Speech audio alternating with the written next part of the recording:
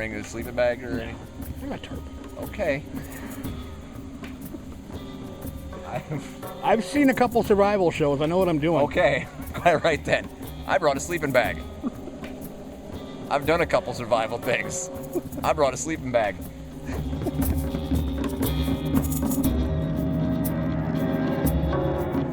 It seems to be. Sounded big.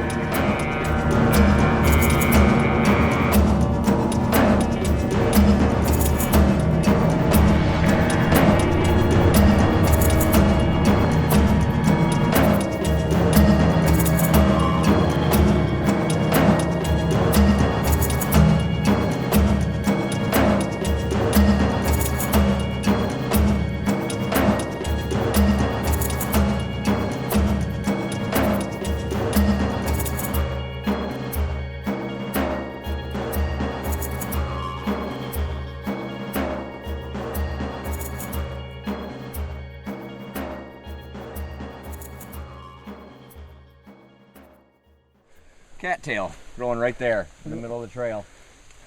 Low depression, probably from when the loggers came through and tore up some stuff, so it's like there's a ditch going through here. But this didn't used to be this thick. Cattails is a good sign though. They say that if you can find cattails, you found everything you need. Because with cattails, you can make shelter, you can eat them, you can burn the dry ones. And they generally mean there's water nearby. So when in doubt, you don't know where you're going, and you're looking for a place to stop near your cattails. Oh. Stop hurting yourself.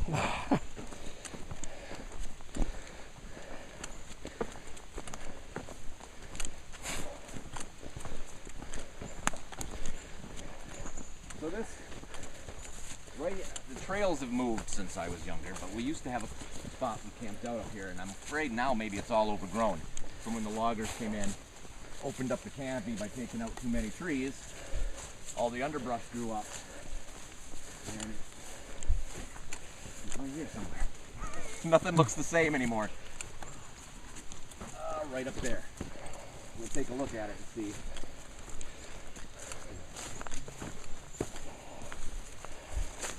I'm looking around and I'm seeing not too bad for building supplies.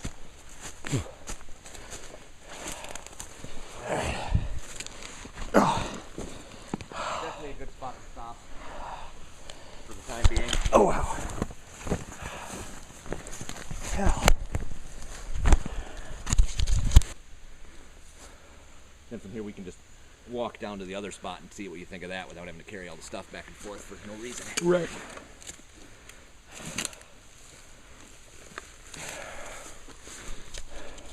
Even if we get thunder and lightning, I'm not worried about us getting struck right here. What time is it? I don't know. You just had your phone out. I wasn't looking at it. I was texting my wife. I've got 124. I'm not gonna fake it, dude. I'm sweating. I'm hotter than hell right now. Oh, I got you. I am too. I do this frequently. I'm out here like every couple of days with the kids or something, taking them, showing them different things they can eat, you know. And still, it's hot. It's hot and it's humid, and it's hotter than it's been in years. Last year, this exact time, was when I did my first overnight, and it was not this hot. It was really nice. It's gonna get cold tonight. They're staying down to 60. 60's not cold. Not to me either, but prolonged outside, it's gonna get chilly. Especially we're sweating right now. We're getting wet. Tell you what, the humidity goes up a little bit more. These pants are coming off. Wait, I got a knife. There you go. You got shorts right there waiting to happen. Yep.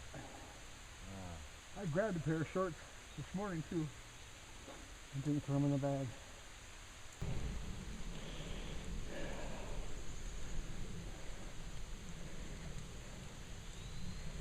A lot of good spots here to put a shelter. I'm tickled I could finally actually use my anthropology major for something? Yeah. That was my favorite class going through college, anthropology. Yeah, mine too. Yep. Though life drawing and the naked chicks is pretty good. They got tired of me having to get up and go to the bathroom every 10 minutes. I'll be right back. God, you're taping that. Of course. Oh, look at this. See, lots of flowers out here. Did you bring a sleeping bag or anything? I got a tarp. Okay. I've seen a couple survival shows. I know what I'm doing. Okay. Right then. I brought a sleeping bag. I've done a couple survival things. I brought a sleeping bag. I was gonna bring another one, but I'm like, no, Jeff brought a sleeping bag. He's not as dumb as he looks. I'm not sharing with you. Matt says we can cuddle. Yeah. He's home right now just wishing he was out here spooning. I want to be the meat in that sandwich. Oh, I can't do selfies with this. There's no screen. That's what the iPhone's for. So. Oh. See, my cheap elderly phone, it's got a screen. I can do selfies. On a flip phone, really? It's not a flip phone. I upgraded from that a couple years ago. Is it made of sticks? It's made of sticks. Sticks in a pile of deer droppings. That's where you get the conductivity from. I'm out here all year feeding them lemons. This is dry. This is dry. Well, this spot and it's got a stump where I can sit my fat ass. Right there. The other spot's got a really nice sitting rock. Ooh, sitting rocks. What I like about the other spot is that you can really get a good idea for how the glacial movement and stuff, ice sheets came through. It's got that very post-glacial feel to it. You got big frickin' rocks and bare spots, and it's all carved out from the stream and everything that once upon a time was a huge river. Where am I? Okay, I got it. That's reassuring, right there. The problem is that I've come out here all the time since I was a kid, and so my brain keeps wanting to remember it like it looked 30-some years ago. But the trails have moved. Different trees are here, obviously. But the only thing that's the same is the shape of the land.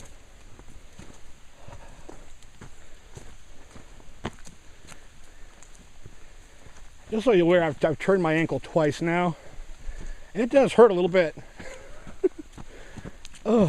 Use that. Harness that. I blame the boots. But then again, I've got no one to blame but myself because I made the damn things. Yes,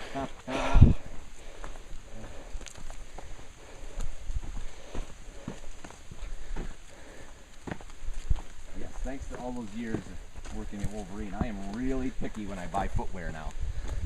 I spend about 45 minutes inspecting a pair of boots before I put them on.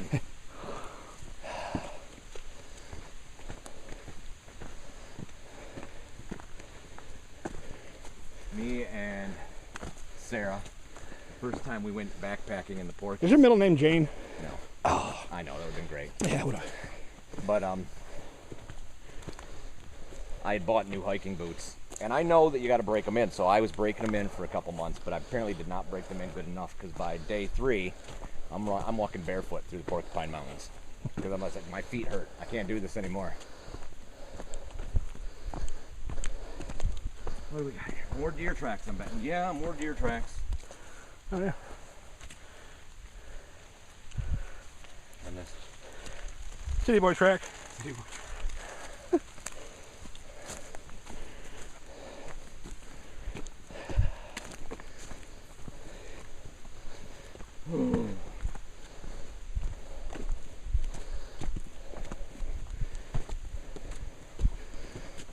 When I say spot over here, there's actually a couple spots within this spot.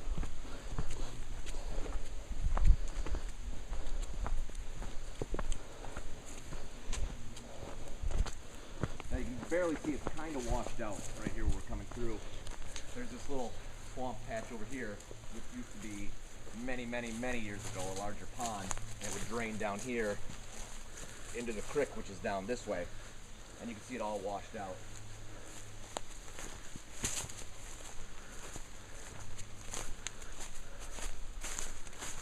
this, once upon a time, would have been mostly free-flowing water, and there's actually part way down, quite often water still comes out from under, because from the watershed for this little pond over here still runs deep underwater, underground, and parts of it feed out over here, so you'll get a trickle every now and then coming out.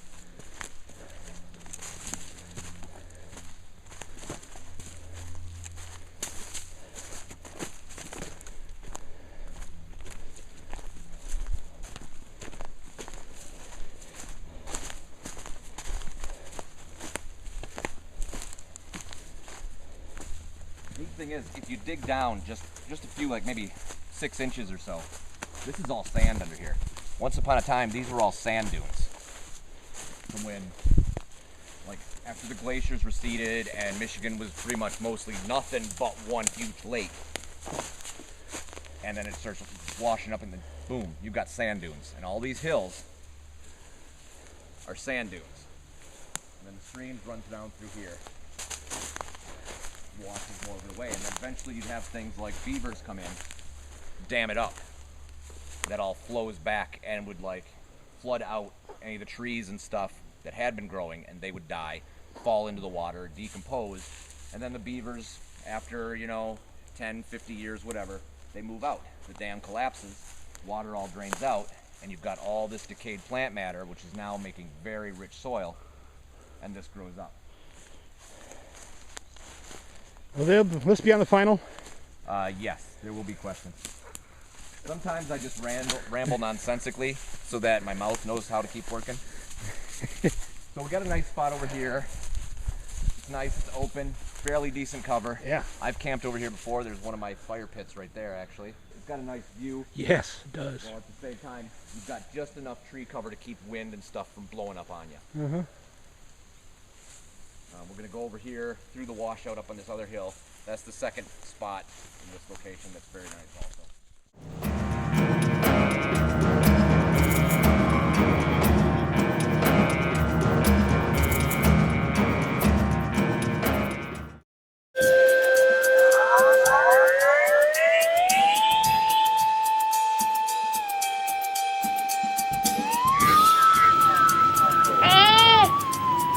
Oh, wow. He seems to be trying to tell us something.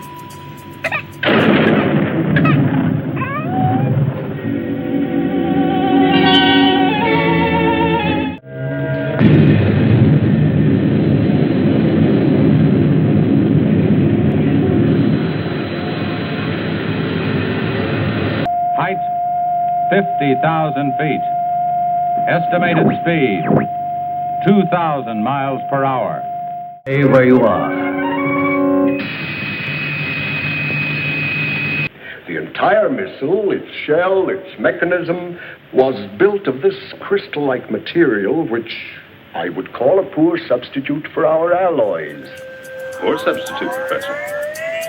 Well, for anything at all to remain after such an impact, I think is remarkable.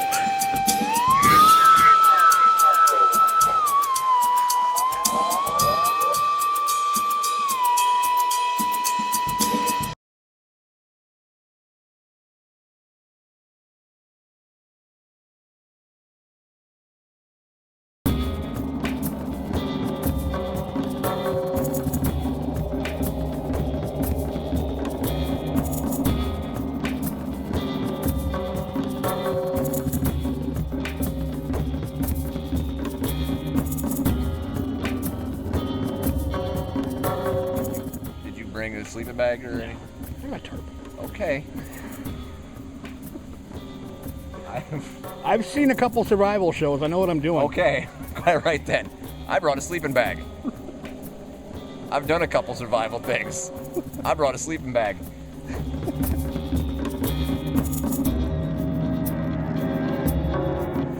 It seems to be something big.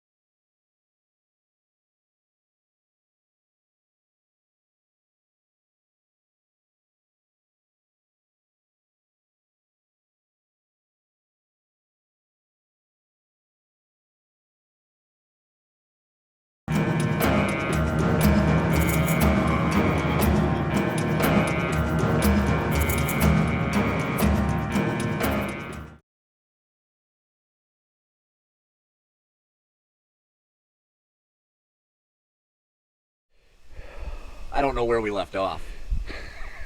But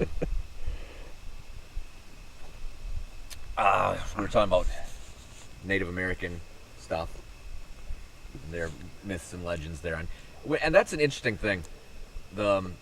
Just the fact that they would even have these legends about an ape of any sort, since, again, according to the spotty fossil record, there have never been any apes in North America. And the fact that they could portray some so cleverly. Now, we still don't know everything about the migration patterns that the early Native Americans, the first peoples and stuff, had. I mean, so they may have had more contact with South American people, who would have had contact with monkeys. There could even have been some shared racial or cultural myths from when they lived in Asia, where there were apes and monkeys. But for them those myths and legends to hang on that long and still be that accurate, that's pretty impressive. And they're not the only one. There's other, the Australian Aborigines and the Yowie. Yep, I was going to bring up the Aboriginals, yeah. That, however, I have to say, is really inconsistent as far as descriptions, physical descriptions. And they seem to have taken on a more Sasquatch-like description since recently. Yeah. Pop culture-wise. There's the, what's it, Orang Pendak? Yep. Am I saying that right? Close. Close enough. A smaller version, which, and I'm going to say this or now, that's entirely possible. It's a horrendous misidentification of orangutan because the size and coloring does match, or it could even be orangutan mutation or a separate species of orangutan that is sort of and some sort of parallel evolutionary track, some sort of convergent evolutionary track with hominids, because they're running with the same basic DNA blueprint that our ancestors were when they became bipedal. So they have the same potential as us, if you want to say. I don't like saying it that way because it makes it sound like there's a predestined evolutionary track, and it's all just adapting to the environment. So, but they have the same potential to take on these adaptations if they're advantageous to them. So there's always that possibility. You get an orangutan that's born with longer legs, and if for some reason that makes it more successful than its counterparts, it's going to be much more likely to pass on its DNA, and with it, that mutation. And that goes with everything. Shorter arms, less hair, more hair, squatter face. Something rustling right there. So there's no, therefore, physical reason Sasquatch could not exist, because that adaptation could have been very advantageous in the evolutionary process of any great ape, much less one as mysterious as Gigantopithecus or any contemporaries that we may have not discovered yet, as we talked about. I'm backtracking. But even if we find a complete Gigantopithecus skeleton someday and it doesn't match our descriptions of Sasquatch, it's still, the most recent Gigantopithecus fossils are something like 100,000 years old. That is a lot of time. Humanity has come a long way in that span of time. Neanderthals become extinct in that span of time. So many creatures have come and gone in that span of time because the Earth's climate changed so much then. It was requiring specific adaptations. Traits that would have been like just nothing, completely glossed over, unimportant, suddenly became life-dependent traits. And those traits were what kept an individual alive and allowed it to eat and to live and to breed. And so it would pass those traits on, and so that its offspring, those that would have possessed it, even if it was maybe, say, 25% of its offspring, they would have survived longer, passed that gene on more, and it becomes a dominant trait where it was just something passive and completely unnecessary previously, simply because the environment changed and required it. And those species that couldn't make that adaptation, they died out. and just left bones, or in some cases nothing at all, and we don't even know about them. So absolutely, Bigfoot could absolutely be possible. Sasquatch, Yeti, Yowie, Orang Pendek, all of these, there's no reason such a creature couldn't have existed, and therefore no reason that it couldn't now.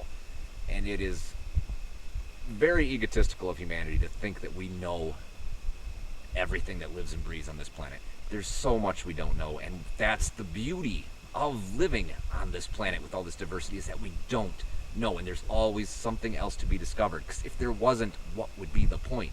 Why have these massive brains that we have that practically cripple our bodies with their energy consumption if we're not going to use them to explore and to say, what if?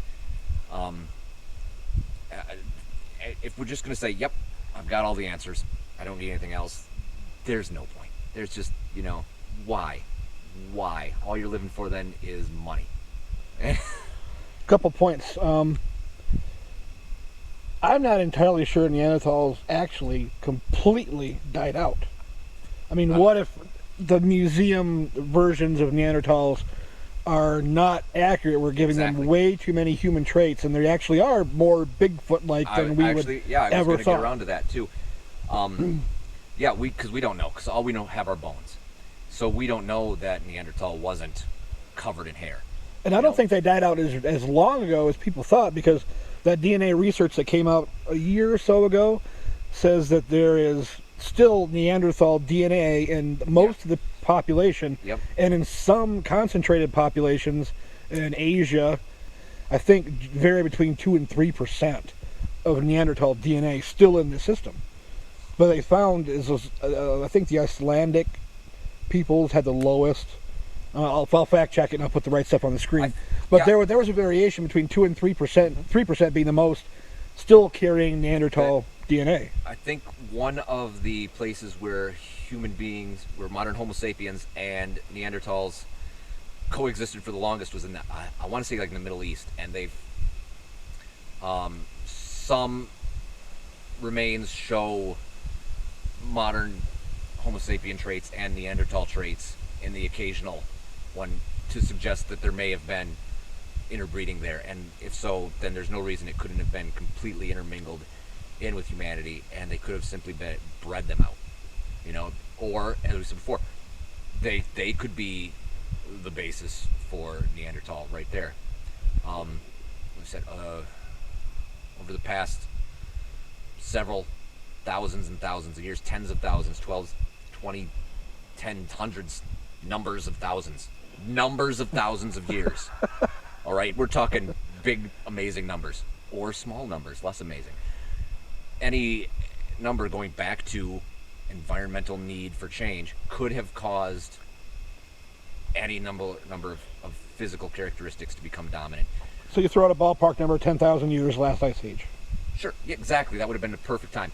Drastic environmental change, and say if there was major conflict in certain parts of the world between Homo sapiens and Neanderthals would have drawn back, maybe gotten more isolated. When they become more isolated from the rest of the genetic population, mutations are more likely to occur, causing physical characteristics to become exaggerated beyond what they were.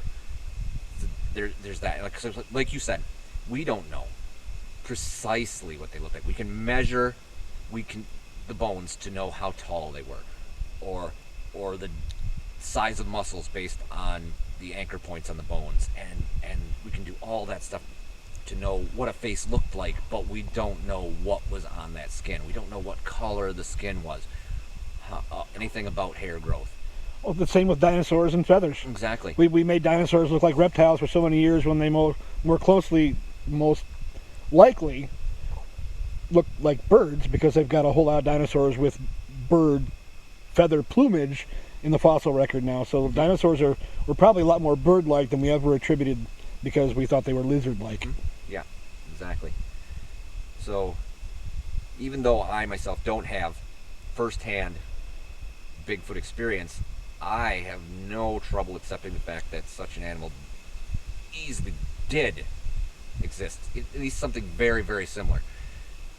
And in my mind, that's enough to say that even if it's not alive right now, that could easily have been the basis for a myth that grew and evolved slightly.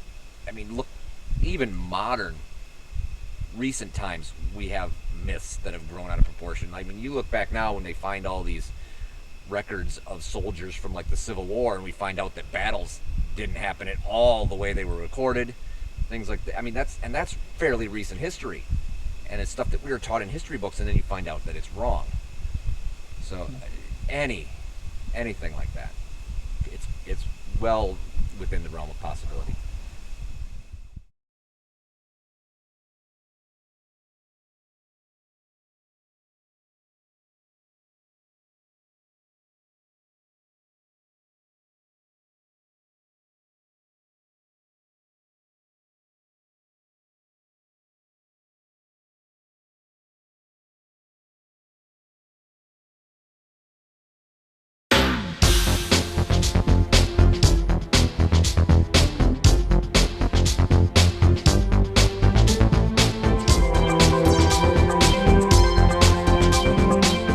Access Vision.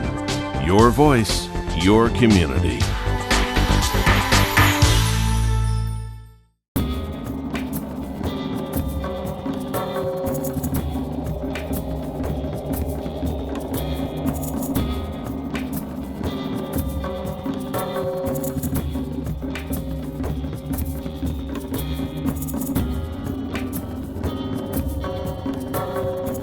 Did you bring a sleeping bag or anything?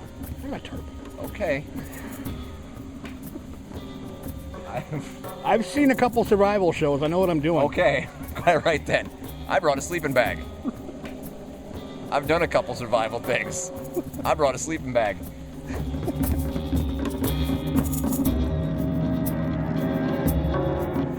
It seems to be something big.